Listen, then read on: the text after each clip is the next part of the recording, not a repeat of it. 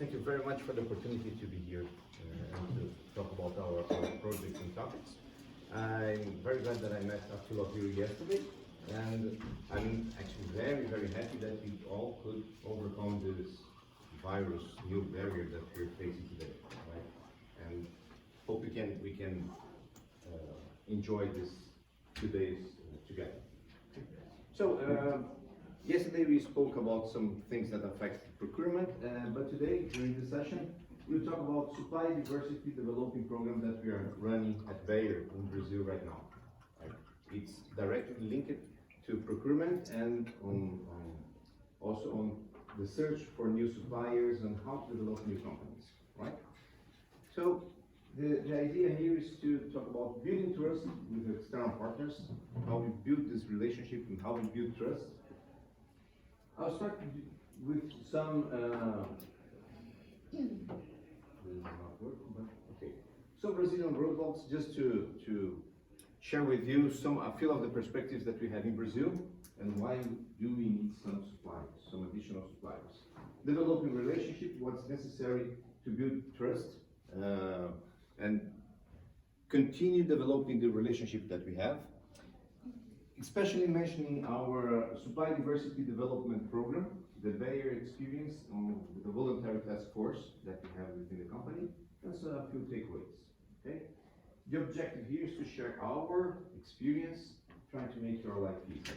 So, do expecting that you can catch up some data, some information, some experience, and learn from someone that has tried different paths and found something and did something wrong, and try to implement something in your company as well. Okay. So, just some background for myself. I've worked for this company. I have an MBA, CQE, PIM, and someone from Apex, right? And I've worked for these companies over here: Merck, Ford, Nycomed, Pfizer, British American Tobacco, and a few other ones in those different areas: logistics, manufacturing, planning, demand management, and whatever you think that it's part of supply chain. So if someone says, okay, this could be supply chain, okay, someone will do that, right? Currently I work for Bayer, right? And I do believe that I don't want to share numbers. I know all of you know Bayer, and I want to share all those numbers. But these are a few of the products that we use, that we produce on an everyday basis, right? And probably a few of you use some of those products in your day by day, okay? But from all the numbers that we have at Bayer, there's just one that I like to mention. It's this one, 1.6 billion. And what's about? Patient. Sorry? Patients. Patients. Almost that. Almost that. 1.6 billion people using Bayer products on a daily basis. So not exactly patients. I'm sorry I didn't mention, but I work with the consumer health division. But 1.6 billion using products for their families, and some products are like this one, okay, Derma. So this is great for hair. Your hair is long. This is for you, right? So this is an evening pure vitamin, excellent product. Okay, so you can trust me. And it's not in very good shape due to the air transport, but it works. Okay, what is this about? 1.6 billion and 1. So the topics that all of us wants to share and spread Bayer's word, right? And try to catch up new customers and bring new experiences to people, right? So let me have a quick start about Brazil. I know that a few of you are curious about Brazil and might have some questions. It's not a country for amateurs. Anyone who has worked in Brazil knows that it's a very tough place to work, right? So, in a very briefly way, you can have things done in 3 ways. the right way, the wrong way, and the Brazilian way. So it summarizes what happens in Brazil. Some recent facts about Brazil. Brazil was taken off. Great, excellent place to be. Very good for business. This was a few years ago, right? And then something went wrong, right?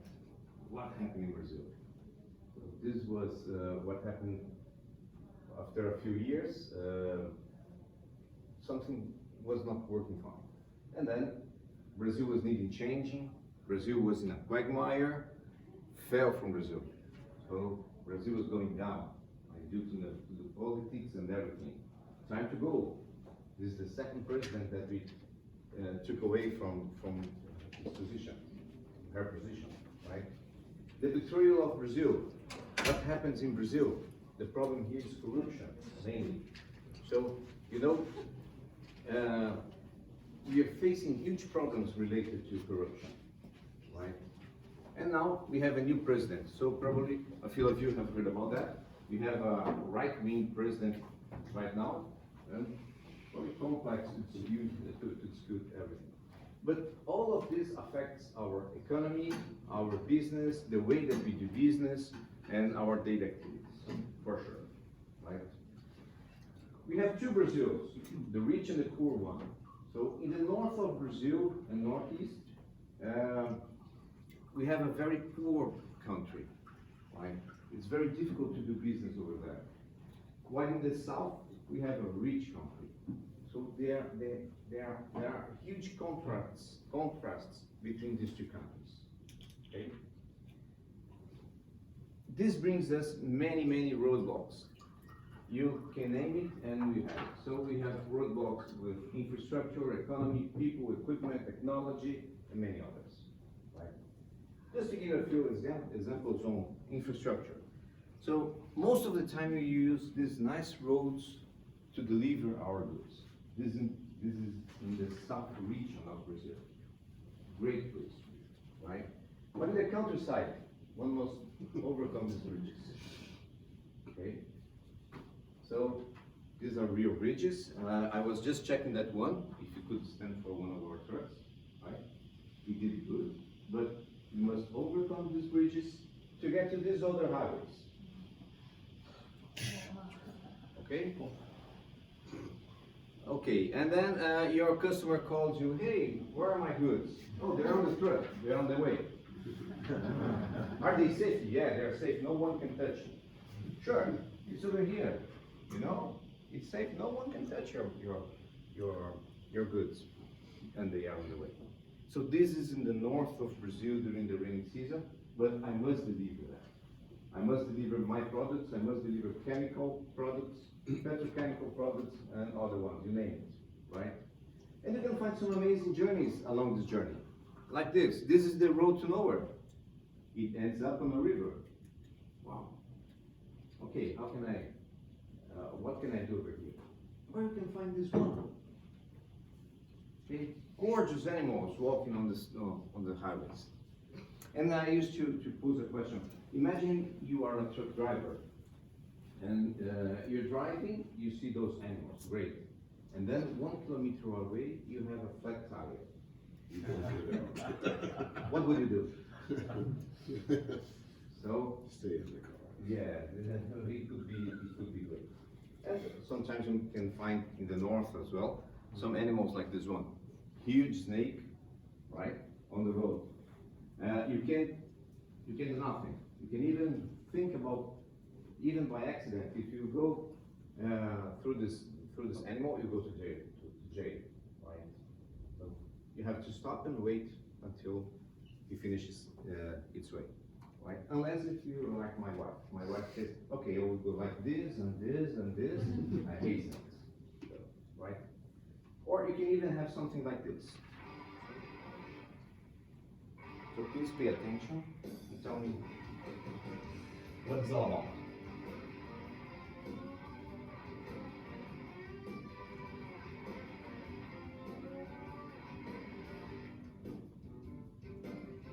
Side winds? Maybe.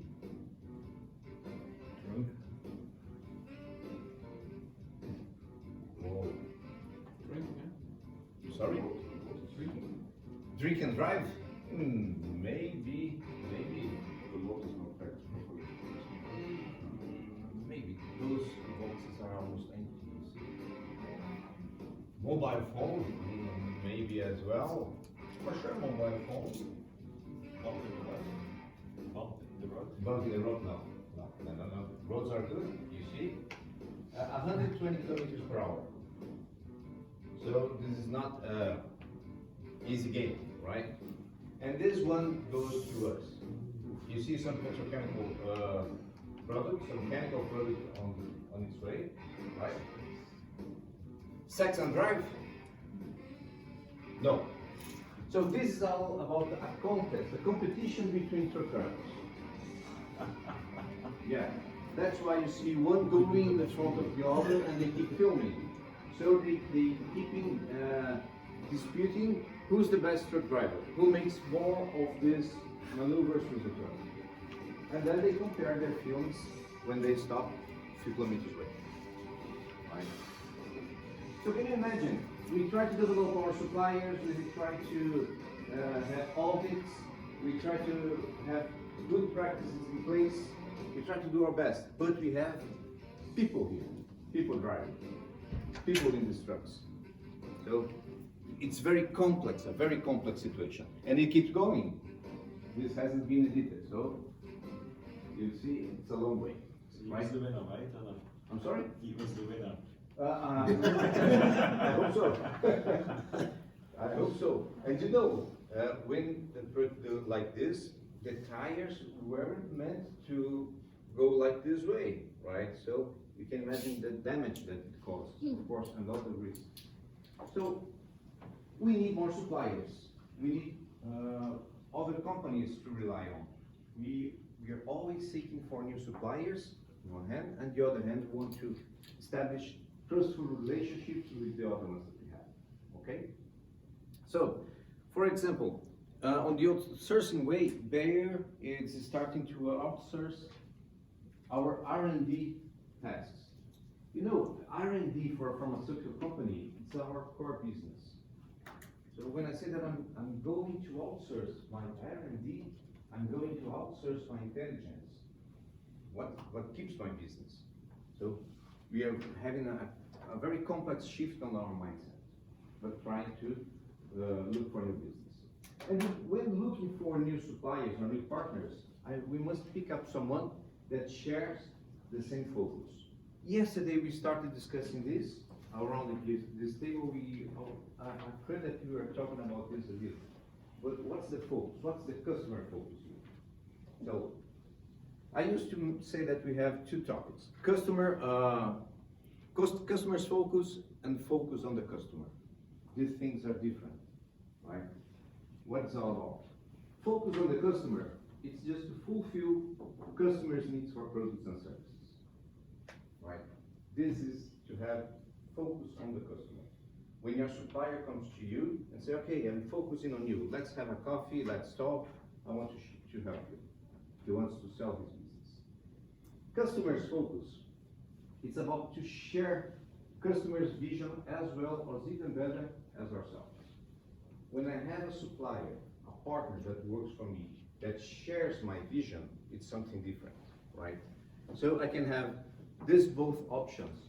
For example, if I'm hungry, I can go to a fast food, and of course, they have a focus on the customer. McDonald's, you name it, all of the time. Or you can have some chef that really knows you, he knows what you want, he will share whatever you need. Right? So different approaches here. When looking for a new supplier, you must guarantee that you have that he's sharing your vision, right? And of course, having attention with the final user. When you produce something like this, your clients will love it. But the final user may have another perspective, right? So we must take care of what we are buying from our suppliers, what they think that they are selling and what we are getting, right? As I mentioned yesterday, this is our Bayer's strategy house, right? So we rely on people and culture, customer, and consumer value, customer and consumer trust, competitiveness. These are our 4 pillars. All of them based on this license to operate. Safety, quality, compliance, health, and environment. So I can't negotiate these ones. These are standard for us. When talking with a supplier, of course, these are the basic ones. And this is made clear at the very first moment, okay? And interacting between those pillars, we have product supply systems, digitalized operations, and network optimization. It's a quite complex, right? I will not go into details, but I'll share this presentation with you, and we can talk anytime that you like later on. Okay.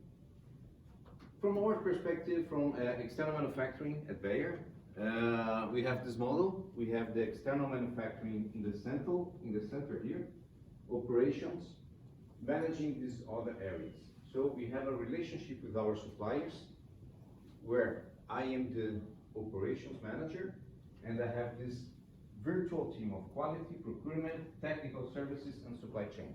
And we manage the supplier together, right? Of course, the supplier is one of the other parts of this discussion, and we keep things moving. Okay. As well, I'll be happy to discuss these topics with you, and if you that want to have a further discussion. Okay. Very quickly mentioning that we, in order to have this and to develop our suppliers and to keep the relationship moving forward, we rely on 3 relationship factors. Bacon and eggs. Has any one of you heard of this before? Yeah? Yeah. What's it all about? Do you want to mention? Yeah, the chicken is involved and the pig is committed. That's it. So in the morning, when you ask for bacon and eggs, the chicken is involved, but the pork is committed, right? What kind of relationship you want to have with your suppliers? You must bring them to a kind of committed situation. It's more than being just involved with the relationship. So you must guarantee that your suppliers are with you, right? They share the same focus, right? And they're with you. Of course, I don't want to kill my partner, okay? But this is the kind of vision that we have. The other one, conflict and confront. We do try to incentivize the debate, the conflict. Conflict is something good. It's during the conflict that you bring new ideas, you discuss, you have solutions, right? So some kind of conflict is good, but you should avoid the confrontation. Confront is when you have no answer, no mutual agreements, and you are in shock, right? This balance, it's very complex, and we must learn how to work on this way. Okay, and the last one is paddleball game. So, coming from Brazil, you know Brazil, many beaches, nice country, right? Okay, something that we do like to do is stay in the beach. There are people that don't like beach, right? So, it's not bad for you. Okay? The concept, okay, nothing.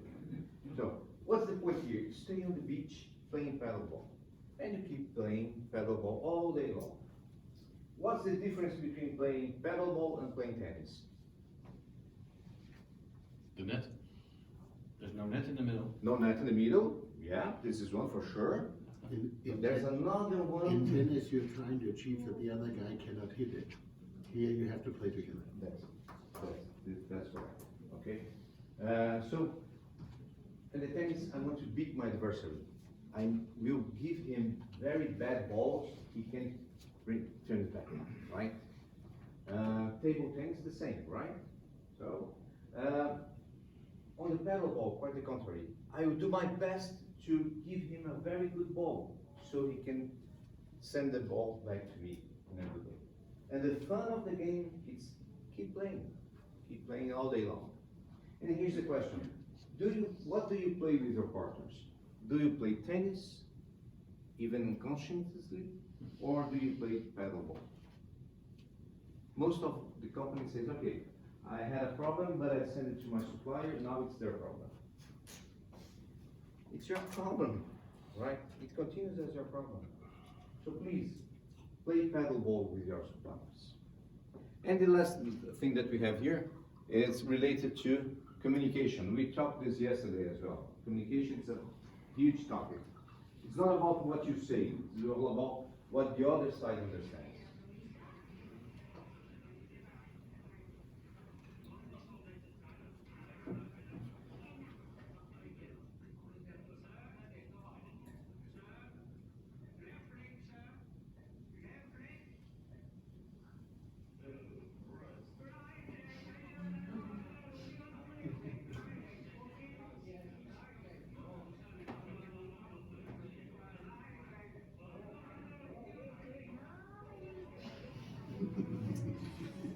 So, can you imagine the situation?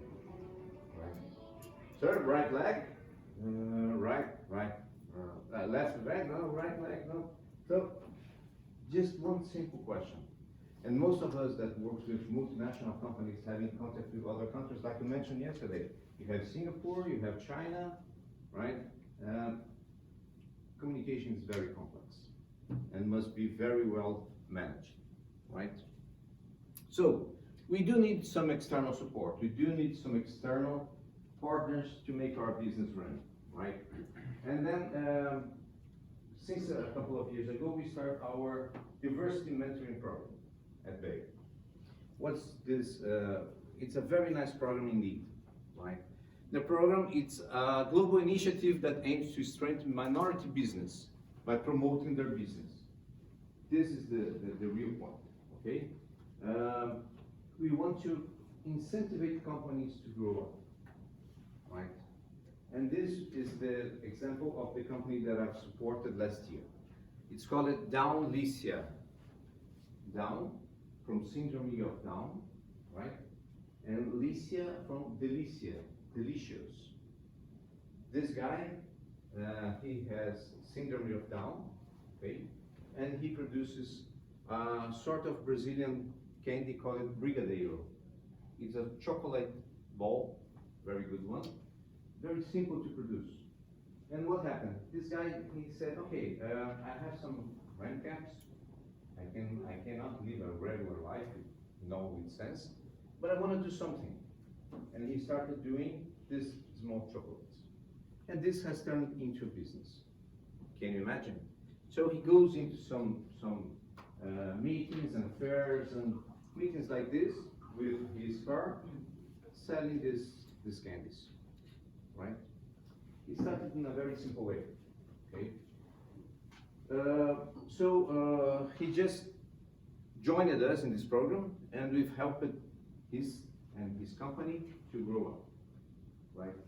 What's the target here? We try to help this kind of companies with Afro-descendants, women, disabled people, LGBT, and local community. So these are companies that sometimes need the most support to grow up, okay? Most of the times they are self-made businessmen, businesswomen that needs to improve their business, okay? And we try to help them. Based on our principles at Bayer: life, leadership, integrity, flexibility, and empathy, right? So we try to really use our values in developing these companies. And how it works: we invite the companies, and we've created a program based on business and marketing, sales, supply chain, human resources. We train those people within these topics over here, right? We teach them the basics of these topics. We have sessions, class sessions with them, and basically teach them about, or talk with them about these topics, right? Always based on a mentoring way. So last year, I was with this other woman, Allan.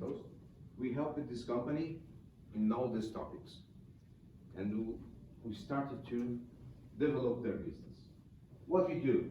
This is a kind of, I'm sorry it's in Portuguese, I'll be very happy to translate all details, but it's a business model, how we are going to develop their companies, right? And we focus on what to do, to who will be the customers, how much you're gonna spend or gain, and how you're gonna develop your company, right? And here, with a few more details. Cost structure, resources, partnership, main activities, customer relationship management, segmentation, the channels that they should work. We develop a company. This is the point. We develop that company, right? This is the how we develop the business as well. Diagnosis of their process and their business, tools that they can use, what strategy they should use, and business map.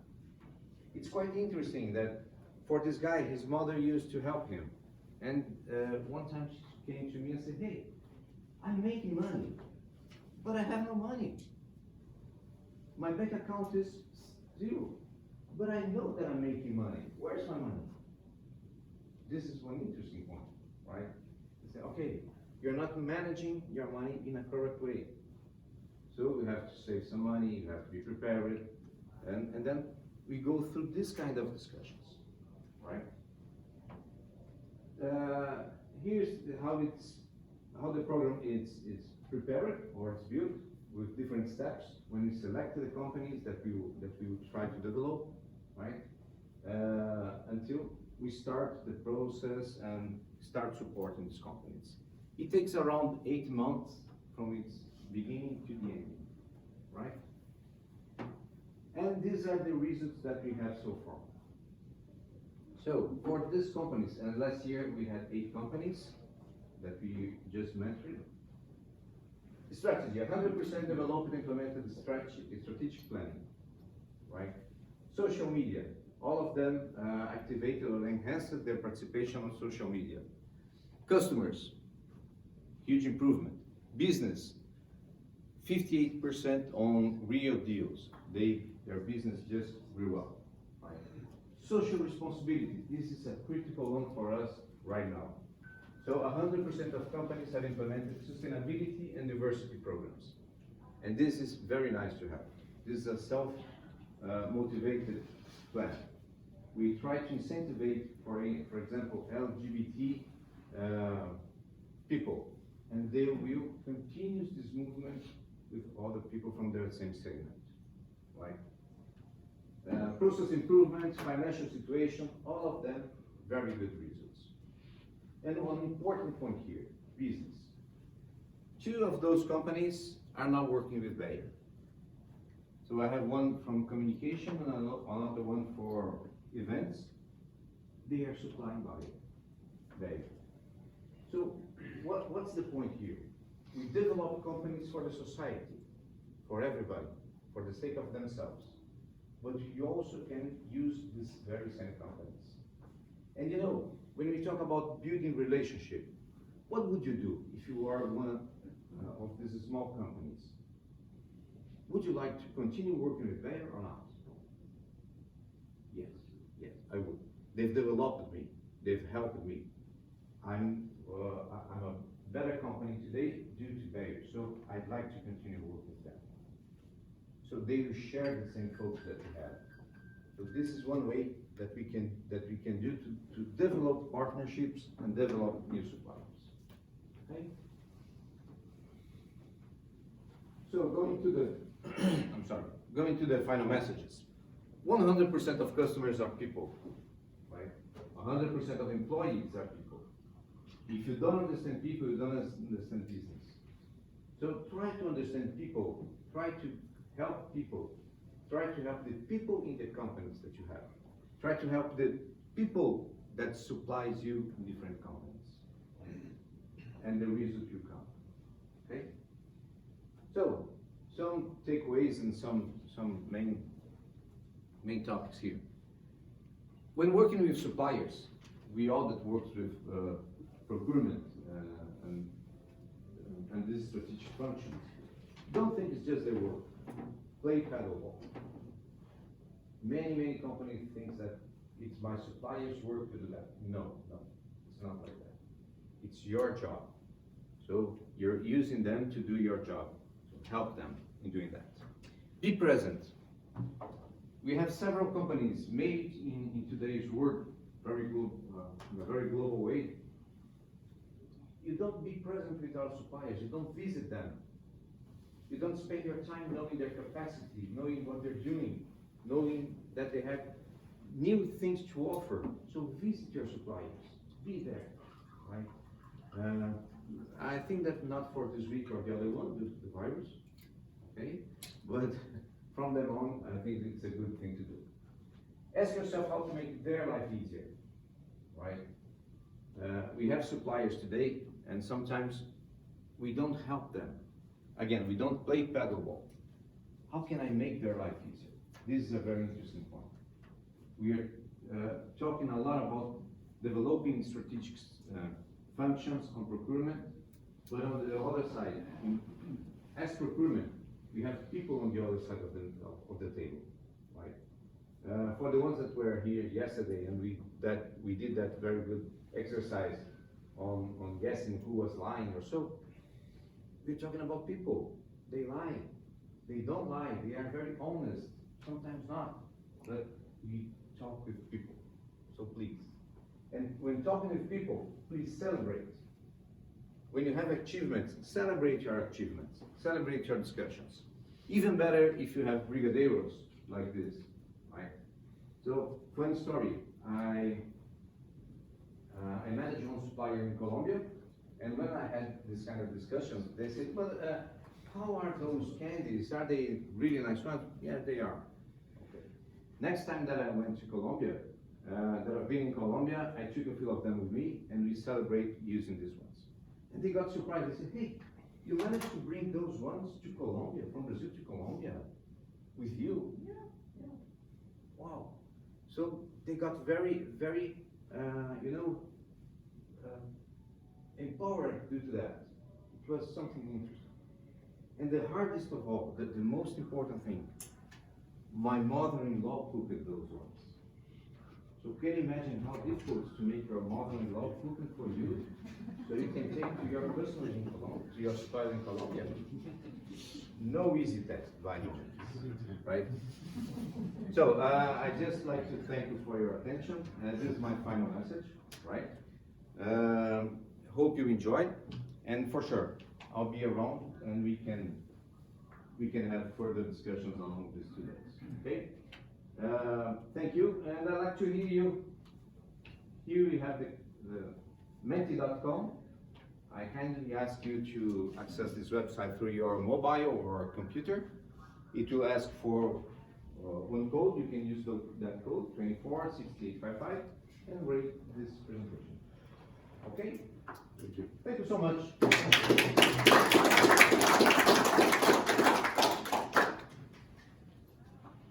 Do we have some questions for Luiz? Yes? Yeah, thanks first of all for your presentation. I mean, I like very much your supplier diversity program. My question here is, what was the trigger to start that in Brazil? Because I'm aware that in the US it's very big, right? And there's some other countries like South Africa where they do this. But I think one trigger is, besides of course the community work that you do, that you get some additional benefits like governmental programs and so on. So it's not only, let's say, the community support. So what was the trigger in Brazil that you started the supplier diversity? It has started as a Monsanto initiative years ago, right? But the Shin shared the concept with Bay. Brazil has a huge diverse community. This is the very, very strong point. And we were incentivized to look for alternatives to support these communities, right? And the initiative was exactly this one. How can we support people? How can we support companies? And of course, take some benefit of of all the time that I'm spending. So the main driver for us was look for new suppliers. If I do need new suppliers, what if I develop the ones that I want, that I need, like I want them to be? So this is the point. So we select companies that of course we can use in the future, right? Even this Downlicia, these ones, they are present in some of our events, right? and it's something interesting to have. This, the main driver was a social responsibility. For How sure. did you select those ones? I mean, how Oh, did you- it's quite complex. We must select between 200, 220 suppliers, and we look at kind of business they have. If they are really something that they are already established for a few years, or they have potential to grow up. For example, we had one company, a construction company, that we noticed that it would not move forward. We do interviews with all those companies, and we check with the main businessman of the company, or the person that is in front of that. What do you want to be? How big would you want to be? And you check if they are really engaged on growing their business or not. Are you aware that you have to spend hours in classrooms? Yes, I am. Would you like that? Yes, I would do. Okay, so this is interesting.